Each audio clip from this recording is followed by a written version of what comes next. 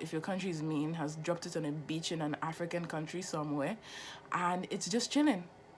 That is the impact of fashion in our environment.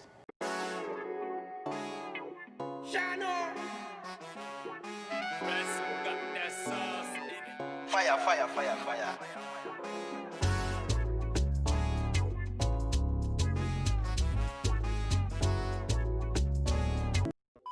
Hello, ni hao, annyeong. Welcome back to my channel. If this is your first time here, welcome. If you're returning, thank you. I'm forever grateful. Welcome to my little home on YouTube. Huan la da wo jia. Welcome. If you like what you see here, please be sure to subscribe, like, click the bell button down below. Follow me on my other social media accounts, by Facia on Instagram, Twitter, and Snapchat. Yes, let us get on with the video. Today, I'm going to do something a little bit different. And by a little bit different, I'm talking about a little bit controversial, a little bit, it needs to be talked about more, but it's not. I mean, it's been talked about a lot this year, and for that I am grateful, but I just wanted to add my 2 cents on this topic. In my last video, I talked about trends that we will see in 2020. One of the trends I spoke about was sustainable fashion. I've decided to do a sustainable series on my channel, so stay tuned. That should be very, very exciting, and it should come soon rather than later. So yeah, sustainable fashion. What's the hype? What's the gist? What's anything? Like, what is it? I would like to clarify maybe a misconception. Sustainable fashion doesn't mean that 0% nothing happens to the planet. What it means is that they're taking steps to reduce impact on the planet. So what is sustainable fashion? Living a more sustainable life, the aspects of your life that you can work on.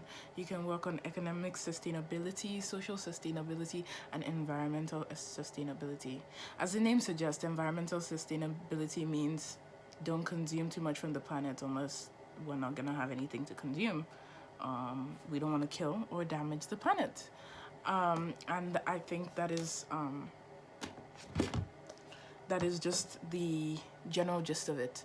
Now, what sustainable fashion does is it looks at that and it says, how can I lessen the impact on the planet? And there are many ways to do it. So from the beginning of the fashion process, I mean making of a garment, to the end point where it's sold, to how it's packaged, you can be less sustainable. So some brands go about using fully sustainable packaging, using only natural, I guess, natural fabrics, so organic cotton, using hemp, you understand, using things that grow on the earth. And there was a time when 90% of everything we wore was made like that.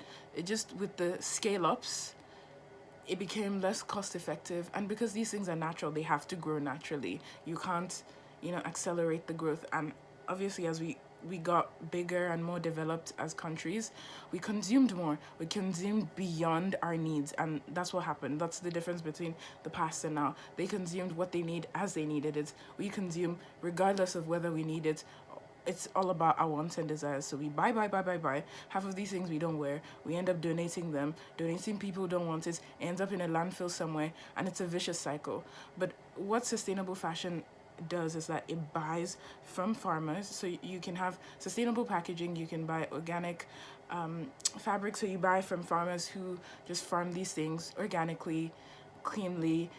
They take it as it's grown, and they wait for it to grow. So the cycle of how the fabric is grown is a little more as the planet is ready to give it to us, basically. So what we need to do basically is slow down consumption, and we're not doing that. We're increasing consumption because we are consumers. We are killer consumers for some reason, and I am also in this crime. I am a killer consumer.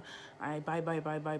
Well, I bought and bought and bought, especially last year, but in turning a new leaf, I have decided that I don't want to live like that anymore. So that's why I've been doing this research. That's why I have decided to, you know, do certain things in my personal life to become more sustainable. And this is a personal choice. At the end of the day, it's your conscience and it's your life, and you have to decide what is best for you. So yeah, sustainable fashion. Fashion is the second biggest polluter on the planet. So you have landfills with clothes that cannot break down because, you know, they're made from synthetic materials, and they just sit there and they just do nothing. They just take up space. They pollute our water supply.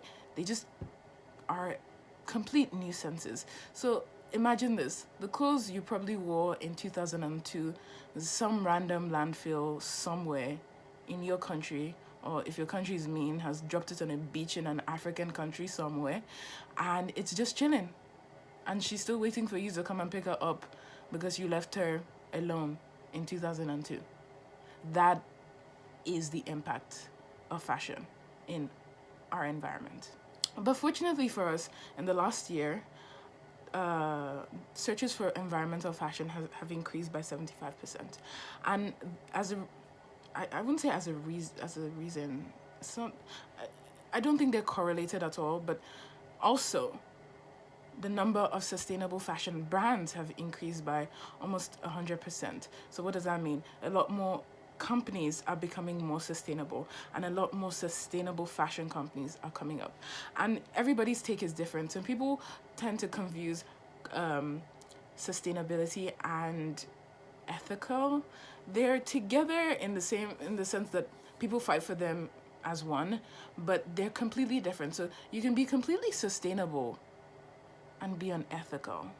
I just want to clarify. And you could be completely ethical but not sustainable. What do I mean? So I could, I guess, get all my stuff from all these farmers, but I do it in a third world country and I don't pay them a decent wage, and these people are working for me tirelessly, and they're living below minimum wage, and I work them to the bone, and I don't care because I'm trying to scale, but I'm doing it in a country where the laws are a little bit more lenient, so I can get away with it. Now, a company that is ethical but is not sustainable, so they pay their company their employees good wages. They may use synthetic materials in their clothing.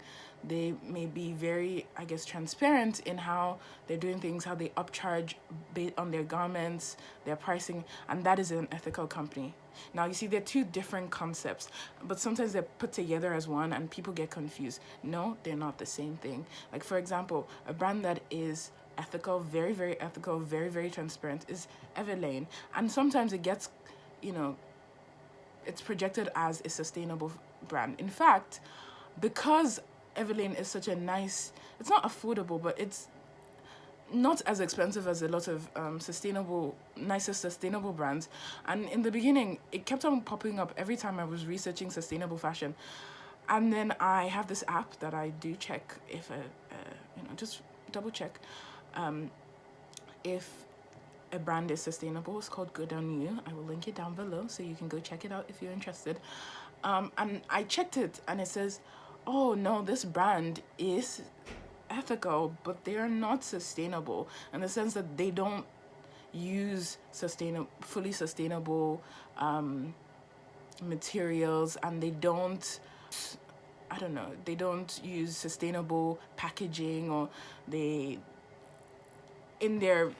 I'm not a businesswoman. I don't fully understand how, from the beginning to the end, how a product is made and then how it gets to the consumer. I'm learning, but I'm not there yet. And I am really, because this is research that I've been doing in my spare time, I'm very clear when I talk to people, both in person and to you guys, that I'm not an expert on this. This is purely an interest of mine, and I'm giving it to you as I get it. And the truth is, a lot of brands, especially this year, have been tethering the scope of we're sustainable, so we can charge more, and but there's no full evidence that a company is actually sustainable. The ideal balance is a company that is sustainable and ethical and transparent at the same time. So they tell you exactly where they get their I don't know, cotton from. They tell you where they get their denim from. They tell you where they get their leather from, where their faux leather from. And then they tell you how much wage they put on to their employees, and they tell you how they upcharge you. So from start to the finish that you get the best deal because this person is giving you the thing that's not killing the planet. They're telling you how they're treating the people who are making these garments, and they're telling you how it gets to you and how they're charging you for it. Because at the end of the day, a company is there to make money. Don't get it twisted. I'm not saying that these companies should, and that's why they can never truly compete with fast fashion brands. Because fast fashion brands, if they're losing money, all they do is 50% off. And then people go, ooh, 50% off. Let me buy $200 of 50% off. So many clothes. So many clothes you don't wear, you don't need. And trust me, I have done this 1,001 times. You see 50% off, you end up spending $200 when if it was 100%, you wouldn't have spent any money at all. You'd be like, why is this so expensive? I don't think this is worth this price. But once you see 50% off, you're like, come through. And then you start buying things that you're like, it gets here and you're like, why is this so thin? Why did I buy this design? I have a big stomach and I would never wear this. Why did I buy this? I have big boobs and I can't wear a dress without a bra. Why did I wear this? I can't wear costume jewelry because my ears reacted. Why did I buy this? It's not even a lipstick shade that matches me. That type of thing. That's what ends up happening. Those moments where you had those doubts because you made a very, very stupid purchase. That's called percentage discounts. That's what they do to you, and that's why they exist, because companies know you go ham and they make money. And then what then happens is that the money that's owed to the people who've made those garments, they no longer get that money. In fact, they probably weren't going to get that money in the first place. You know why? Because it's called indentured servitude. You work your ass to the bone and you get nothing for it. Now, I'm done with that rant. Like I said, no company is 100% sustainable. It's just where they lie on the sustainability scale. Some people are like as close as they possibly can. Every stage of their production, of their delivery is sustainable, versus another brand where they're sustainable here, but they can't necessarily be sustainable in other areas because it's not cost effective. But maybe as they do grow, they become more cost effective in that area. And I have seen that happen. What I want to see is in Nordstrom, I want to see more than reformation. I want to see, and I don't mean, maybe not even Nordstrom, because Nordstrom is, more exclusively priced. I would say I want not a fast fashion sustainable brand, but like a brand that can almost compete with the pricing. So I can get a dress from there for $30 and it's a bomb. It looks good, it feels good, it's made of the best materials, and they do exist. In the next video, I'm gonna compile my top 10 sustainable brands that I'm really enjoying at the moment. I'm still testing the products out. I'm ordering things, so I'm doing everything from underwear all the way to actual clothes. Right now, I would say, in terms of style, actual style, which is something really also important to consider when it comes to sustainable fashion. There are two types of sustainable fashion styles, I would say, and I'm being very general. I'm not being as specific as I can, and if you would like me to be more specific, I could do that in another video. Please comment down below. Now, what do I mean? You have the Australian girl, ethereal beach, blonde waves type of, long, short, free, ever flowing in the wind type of sustainable fashion. You get those ones, those beautiful dresses. I love that style, but personally it doesn't suit me, because if I'm wearing something oversized, I'm already a little on the bigger side. It looks a little bit too much. And I would say I could wear like a white, you know, flowy dress, summery dress in the summer, but that's not something that is actually my style. Two, there is the more basic, that's what sustainable fashion comes in, basic. So you find lots of sustainable t-shirts, you find some lots of sustainable leggings, maybe some fitted pants, a blazer, a skirt, a denim jeans, you know. So they're brands that just denim jeans. You have Veja, which does the white Veja tennis shoes, or the lace-up shoes. So you see those are like the staples in your wardrobe, and that's what they're really targeting. They're targeting for you to transform from your everyday $5, 10 quid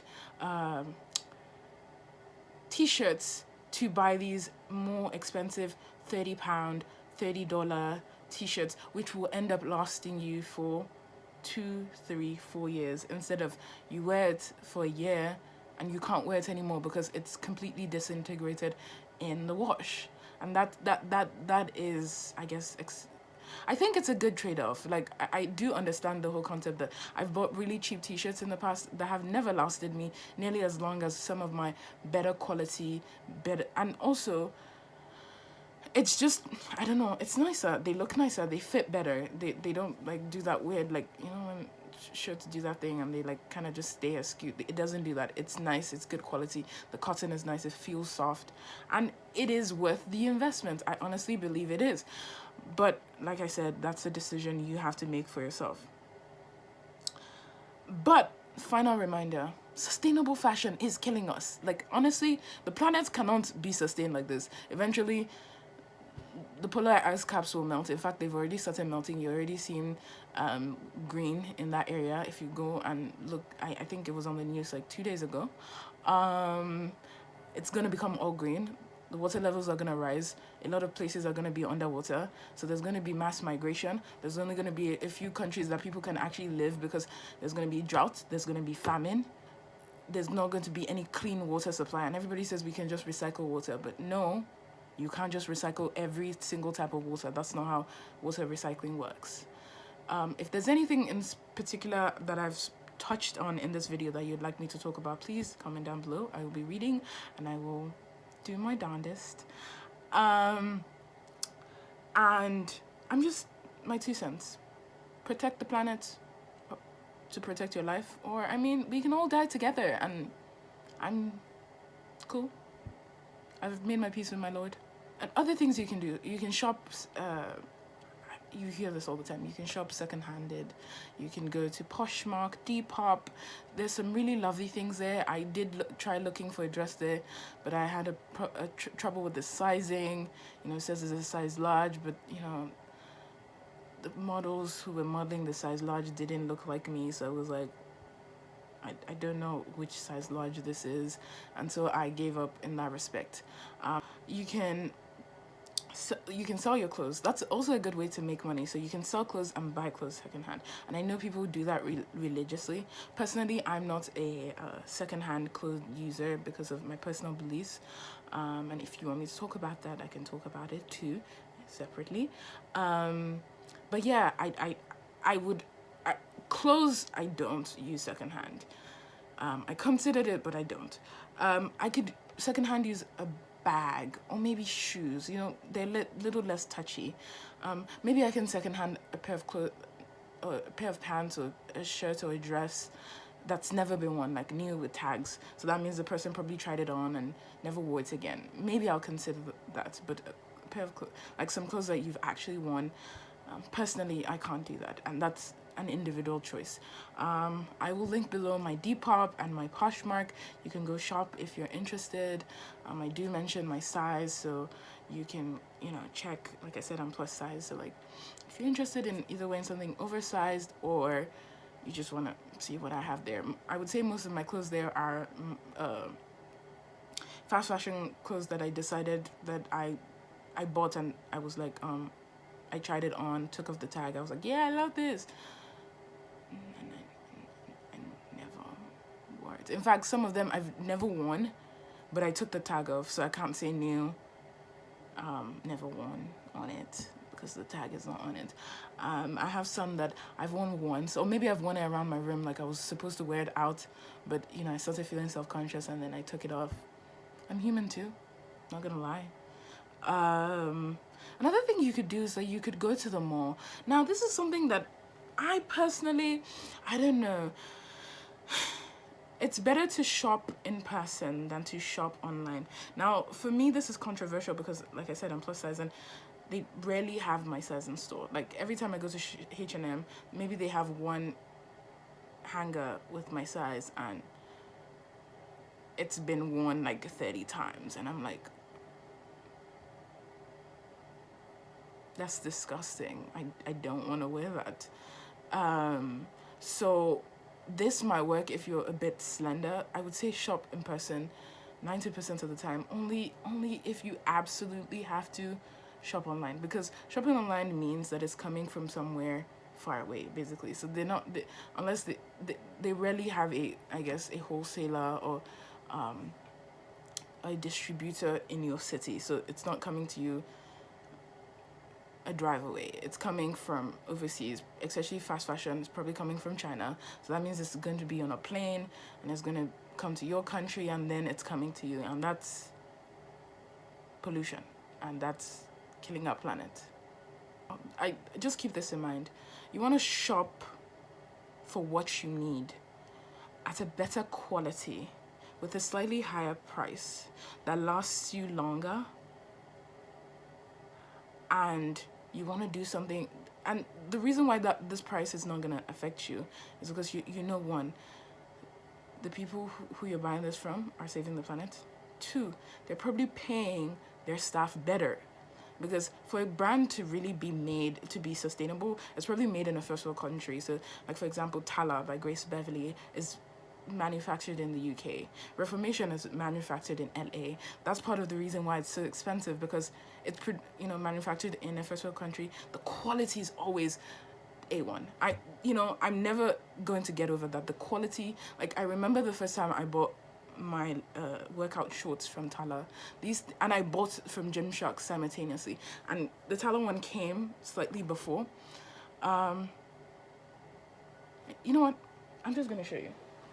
These are my workout, clothes. This is the sports bra. This is the one from Gymshark. I'm not sure if you recognize the style, but this is what it looks like. They have all this laser cutting, detailing.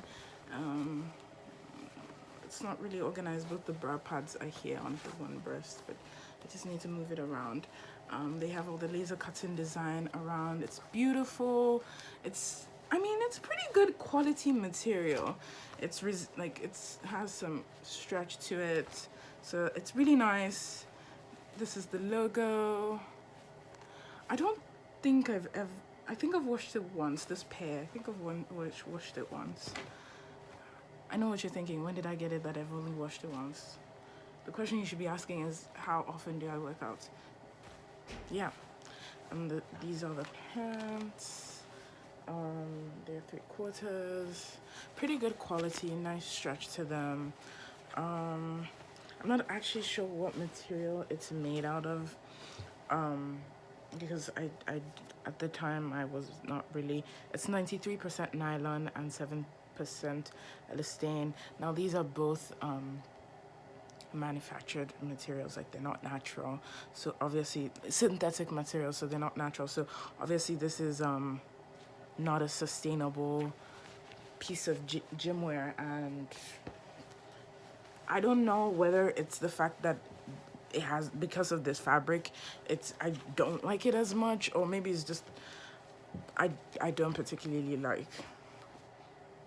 the gym sets.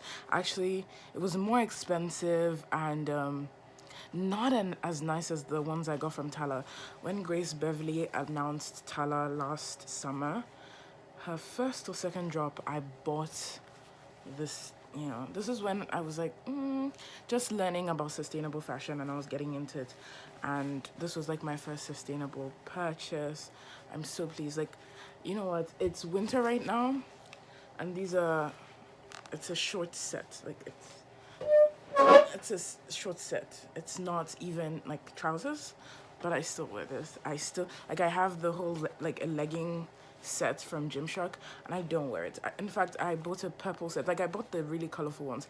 I bought this blue. I bought another like almost aquamarine turquoise blue, and I bought a purple. The purple set I absolutely detest.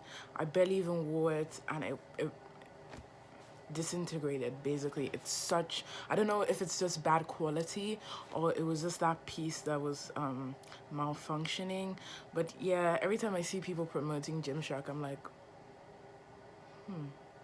now this is not a shot at the brands as a whole. That's not what this is about. This is about the quality, and by the quality, like I remember the first time I put this on my body, I was shook to my bones. Like, I want to purchase another thing, but I just don't need gym wear. And the Grace Beverly Tala brand is mostly gym wear and active wear, and I don't, my personal style isn't to wear yoga pants, like, but I do sometimes wear like leggings, so I think I'm gonna buy the black leggings or black and gray leggings, because I sometimes do wear that on the weekends or to run errands.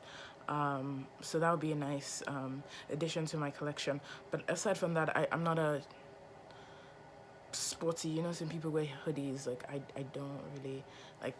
I wear a lounger set like this, this is as far as I go. If she goes into a lounger, maybe I might be able to purchase more from her, but currently no. So better quality, better price, lasts longer, basically less, I guess, things in landfills. That's the goal. And actually, I think these are made out of plastic bottles, like recycled plastic bottles. You know, it's just, I love everything she stands for. I really hope that her brand is like true. Like, she does show her like this is not going to be a video about Grace Beverly. It's just, I just do hope that she's true and her values are true, and I'm supporting a true person. But the truth of the matter is that that's another debate for another video. But people are concerned that, you know, how do I know what I'm buying is really sustainable? And because of that doubt, that's why more people do not make the transition, because they just don't believe. They doubt, and the doubts is like, so if I'm gonna spend my money, I might as well spend it on the one that I know is bad, but it's more cost effective for me. And I do get that mentality, I really do. And I do know that this transition is not for everybody, but I do know that there are ways that it can be done cheaply. I know that there are ways that you can really change your lifestyle to be a more sustainable lifestyle without breaking the bank. And I think that for some people, it is a cop-out that, oh, it's too expensive to make the change. It's actually not too expensive.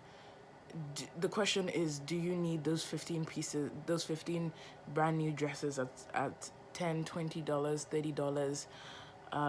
Do you need them? You don't, actually. You want them, and I get that.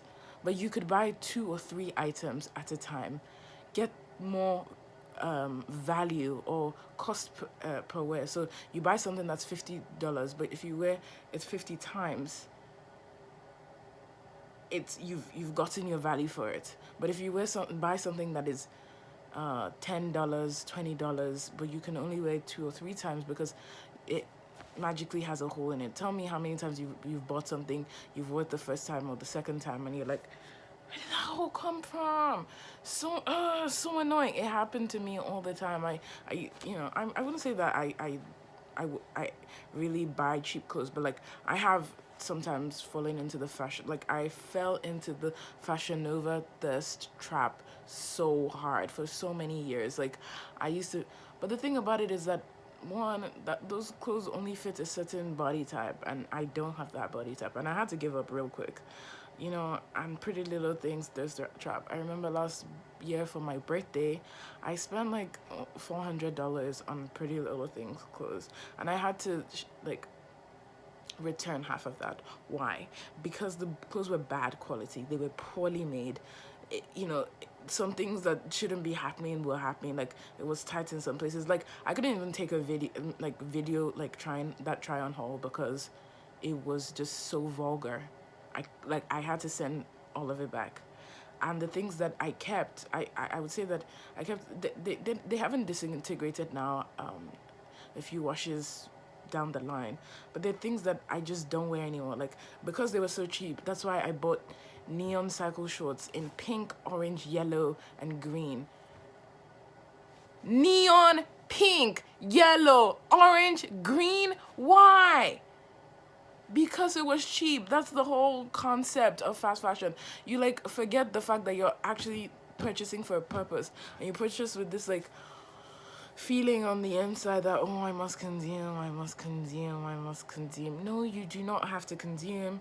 You just need to get what you need, and when you're done, like, you've worn it time and time, and you should always get things that seamlessly fit into your wardrobe. I'm gonna do more styling videos that tell you about like sustainable fashion, and then I'll do styling videos about I guess just style, like your preference, finding your style, knowing what you like. And I would say most of my videos are geared towards college students, because you know this is a time when we're transitioning. You know, I have people at my school, I go to a relatively small school, and I have people at my school who they wear joggers everywhere, leggings everywhere, like they live that life. But I also am a person, and you know, a lot of people ask me, why do you dress like this? Where do you know, like, are you coming from somewhere? Are you going somewhere? And I'm like, I'm going to my future. You know, I dress how I see, like, I feel like I'm going to be dressing, like, it will evolve, definitely. Some pieces will come in and some pieces will leave, but I feel like I'm going to have the same, like, backbone. Now, what I mean by that is I have a certain style I like, and the look, I like clean. I would say I like Nordic fashion, like, you know, the beige, or camel coats, beige coats, white coats, with colors, double-breasted, single-breasted. I like nice pants. I like, you know, a black turtleneck. Like I have turtlenecks in almost every color in my color scheme, and that's something that I can touch on in another video. How I style, how my style evolved. Because trust me, I wasn't always here. I came here and I just saw buy. Let me try this. Let me try this. Let me try this. But somewhere over the summer, I realized that, you know what? I'm kind of tired of not dressing for myself. And what does that mean? It means I was following what social media was telling me my fashion needed to be, you know, a bad bitch. I'm a bad bitch regardless of what I wear. I could be wearing mom jeans, I could be wearing, you know, the most ill-fitting clothes, but as long as I like it and it fits my body, that's how it's gonna be. And that's I guess the message I want to leave you with, that you need to know what is for you. You need to know what your fashion is. You need to know what your style is. You need to know what you like, what you don't like, and that is all exploration. And that, my darlings, is what I'm going to leave you with today. I do want to go on this journey with you of finding the perfect fashion just for you. Are you girly and flirtatious? Are you more masculine and you like grunge? Wherever you are in between or even outside the spectrum, I just want you to explore that. You know, listen to my questions and really do ponder on what I have to say, especially in relation to, like, are you really buying what you need, or are you buying what you want? Thank you for spending this time with me. I hope you had a good time. That's it. See you. Have a good day. Bye.晚安. Zaijian. Shano.